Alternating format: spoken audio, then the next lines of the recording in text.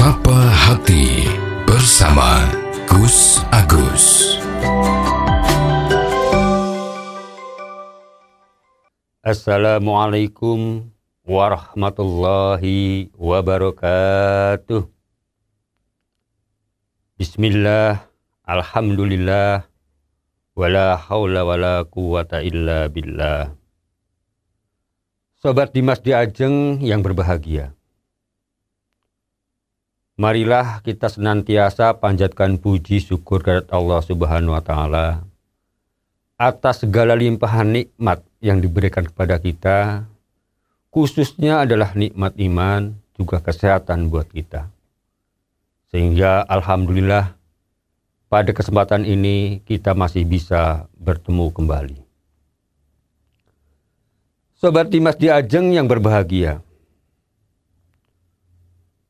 pada kesempatan yang lalu kita sudah beberapa hal yang telah kita bahas yang terkait dengan sabar. Yang dimaksud sabar adalah kita tidak hanya sekedar pasrah apa adanya, tapi yang terpenting adalah bagaimana kita berikhtiar sekuat tenaga supaya apa yang kita tuju, apa yang kita maksud itu bisa tercapai.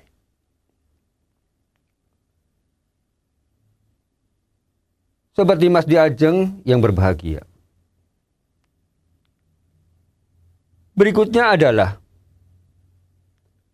sabar di dalam menghadapi ucapan-ucapan kotor, celaan atau hinaan dari orang lain.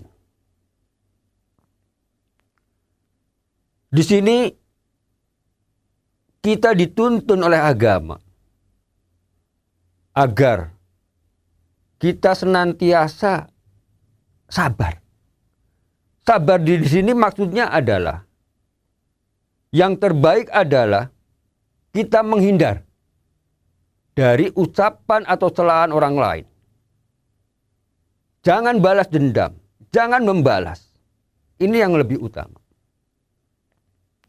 Walaupun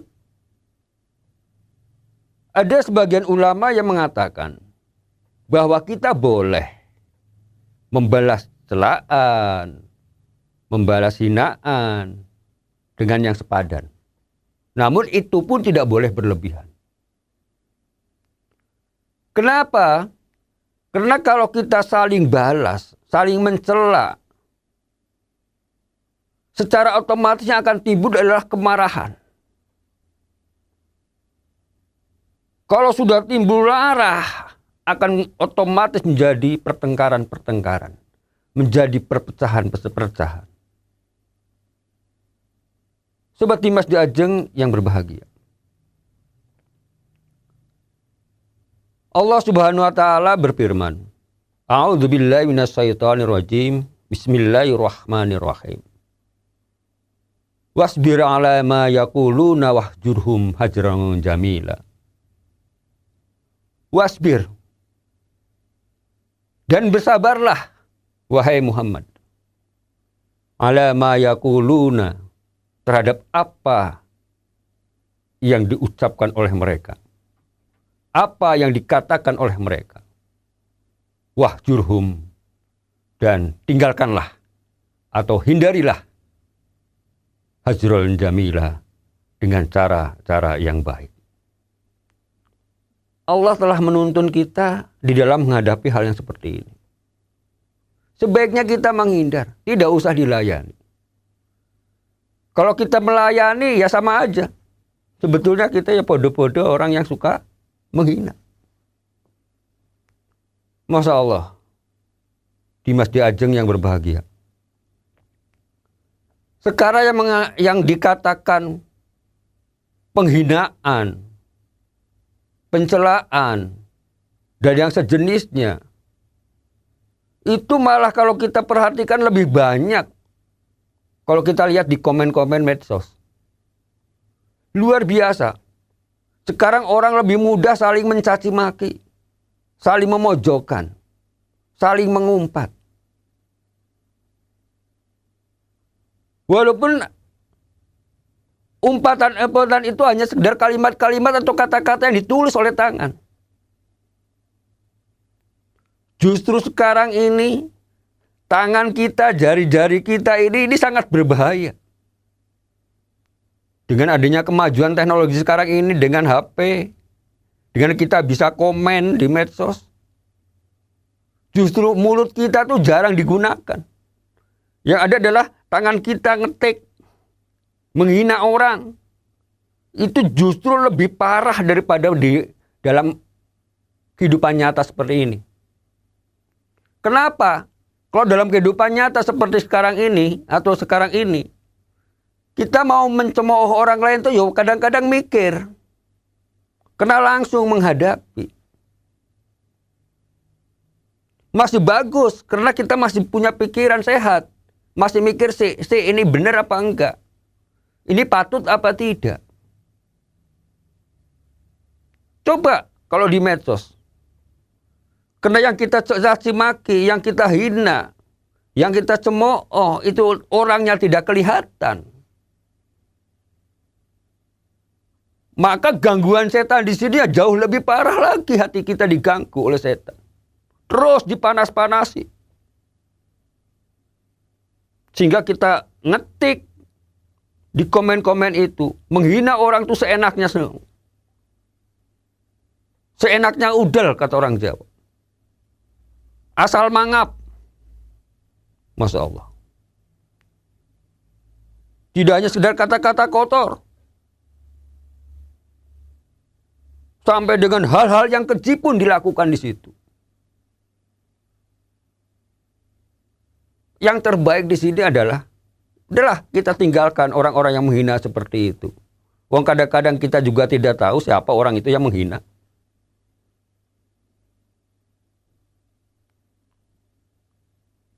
Dimas Diajeng yang berbahagia. Walaupun tadi kami sampaikan boleh kita membalas dengan yang sepadan saja. Maksudnya adalah supaya kita mengingatkan sama orang yang menghina kita atau menghina orang lain. Kita nasihati. Kita balik ucapannya. Tapi tujuannya adalah supaya orang itu menjadi sadar. Jangan sampai hal-hal seperti ini diteruskan. Karena bahayanya apa? Kita lihat sekarang ini. Peristiwa-peristiwa yang terjadi di dunia nyata. Asal muasalnya hal yang sepele. Hanya sekedar saling memojokkan di medsos. Adu argumen di medsos. Akhirnya saling tantang-menantang. Emosi yang dimunculkan. Timbullah perpecahan. Timbullah tawuran-tawuran. Timbullah persekusi. Dan lain sebagainya. Masya Allah, ini bukan akhlak orang mukmin. Bukan akhlak orang Islam yang seperti ini. Ingat Kanjeng Nabi besar Muhammad SAW. Itu sebetulnya diutus di muka bumi ini tidak lain. Hanya sekedar untuk menyempurnakan akhlak yang mulia. Innama bu'istu liutamima makarimal akhlak. Kita ngakunya orang Islam. Pengikut Nabi besar Muhammad SAW. Tapi tindakan Rasul, ucapan Rasul ini kita jarang.